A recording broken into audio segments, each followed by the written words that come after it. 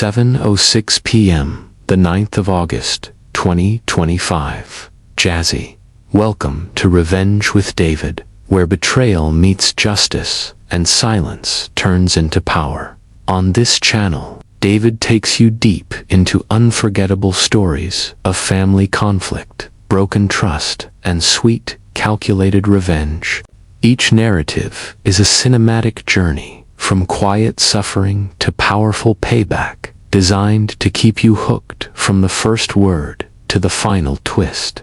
If you've ever been overlooked, underestimated, or wronged, you're not alone. This is your place. Inspired by real-life struggles, David shares emotionally charged tales where karma catches up, dignity is reclaimed, and justice is served, often when you least expect it. Don't forget to like, share. 7:08 p.m., the 9th of August, 2025. Jazzy. The birthday whiskey. The morning sun filtered through the kitchen window as Robert Mitchell sat at his wooden table, holding a steaming cup of coffee. At 67, he had developed certain rituals that brought him comfort. The morning coffee, the newspaper spread just so, the quiet moments before the day truly began. Today was different, though. Today was his birthday. He glanced at the package sitting unopened on the counter. It had arrived yesterday with a cheerful note from his son, David. "Happy birthday, Dad. Hope you enjoy this. Love, David and Sarah." The box was the perfect size and weight for a bottle of whiskey, and Robert could feel his heart warming at the thoughtfulness of the gesture. David had been busy lately with his new job and his wife Sarah's family. They lived 3 hours away now, and visits had become less frequent. But this package, this simple act of remembering, meant everything to Robert. He set down his coffee and walked over to the counter. With careful hands, he unwrapped the brown paper and revealed a beautiful bottle of aged whiskey. The amber liquid caught the morning light, and the label spoke of craftsmanship and tradition. It was exactly the kind of thing Robert would have chosen for himself, though he rarely indulged in such luxuries anymore. The phone rang, interrupting his quiet appreciation. It was Martha, his neighbor from 2 houses down. "Robert, honey," her voice carried its usual warmth. "I know it's your birthday, and I was wondering if you'd like to come over for dinner tonight. Jim's been asking about you, and we'd love to have you." Martha and Jim Rodriguez had been his neighbors for 15 years. After his wife Helen passed away 3 years ago, they had become like family to him. Jim, in particular, had become a close friend. They shared stories about their military service, their children, and the way the neighborhood had changed over the years. "That's very kind of you, Martha," Robert replied, genuinely touched. "I'd love to come over." "Wonderful. 6 o'clock. And Robert, don't bring anything. It's your birthday." After hanging up, Robert found himself looking at the whiskey bottle again. Jim had mentioned just last week how he missed the good whiskey from his younger days. His pension didn't stretch quite far enough for such luxuries anymore, especially with his recent medical expenses. A thought began to form in Robert's mind. What if he brought the whiskey to share with Jim? It would be a way to celebrate together, and he knew Jim would appreciate it more than anyone. Robert had never been much of a drinker himself, preferring his evening tea to anything stronger. The more he thought about it, the more right it felt. This beautiful bottle, sent with love from his son, could bring joy to his dear friend. It seemed like the perfect way to honor both David's thoughtfulness and his friendship with Jim. That evening, Robert walked the short distance to the Rodriguez house, the wrapped whiskey bottle tucked under his arm.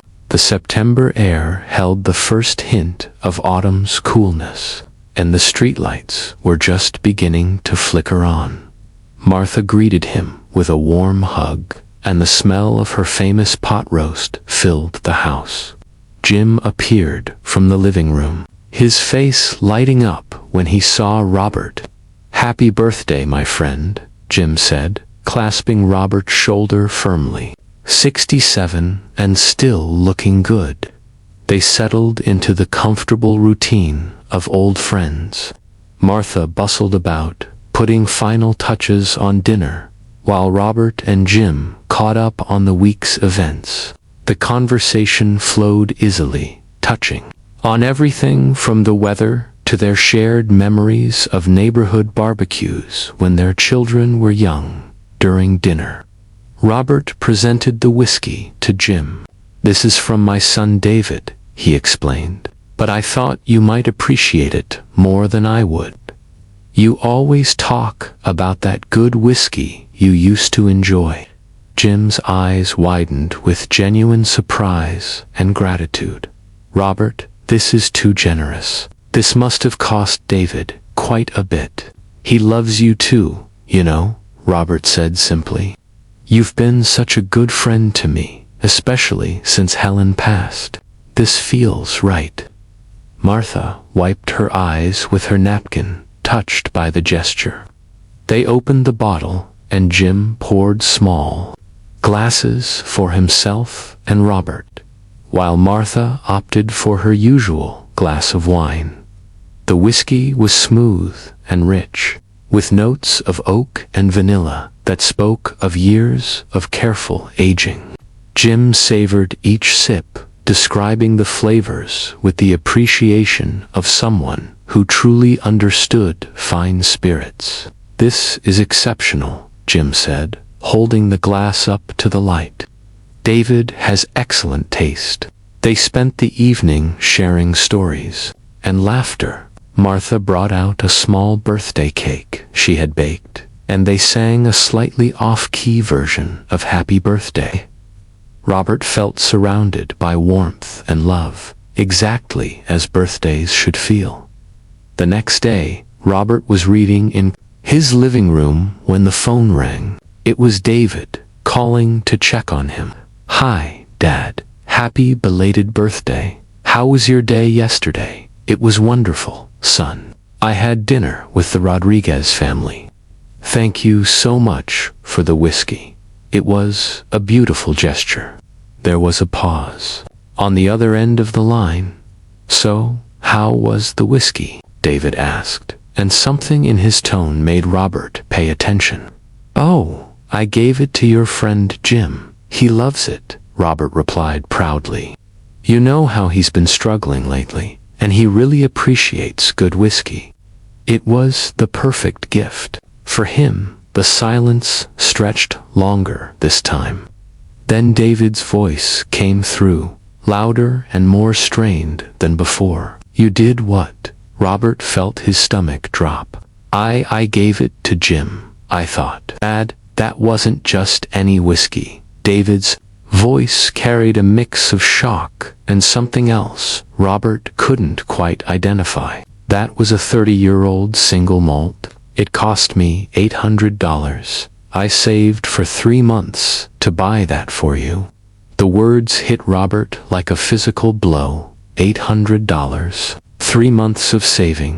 His son had made such a sacrifice, and he had given it away without a second thought. "David, I had no idea. I'm so sorry. I thought I was doing something kind. Jim has been such a good friend, and I don't really drink much." But as Robert stumbled through his apology, he heard something unexpected on the other end of the line. David was laughing. Not the bitter laugh of anger, but something warmer and more complex. Dad, stop," David said, his voice softening. "I'm not angry. I'm actually proud of you." "Proud?" Robert asked, confused. "That's exactly what Mom would have done," David continued. "She would have seen someone who needed joy more than she did. and she would have shared without thinking twice about the cost. That's who you are, Dad. That's who you both were. It's one of the reasons I love you so much. Robert felt tears welling up in his eyes. But the money, David, you saved for months. The money bought something beautiful, David replied. It bought Jim happiness. It bought you the joy of giving, and it reminded me why I'm so lucky to be your son. That $800 couldn't have been spent better. They talked for another hour, sharing memories of Helen and her generous spirit, discussing Jim's friendship and its importance to Robert, and planning David's next visit home. After hanging up, Robert sat quietly in his chair, feeling a deep sense of peace. Through the window, he could see Jim in his garden, moving with a lightness that hadn't been there in months. The whiskey had been more than a drink. It had been a bridge between hearts, a reminder of love's many forms. Sometimes the most precious gifts aren't the ones we keep, but the ones we pass along.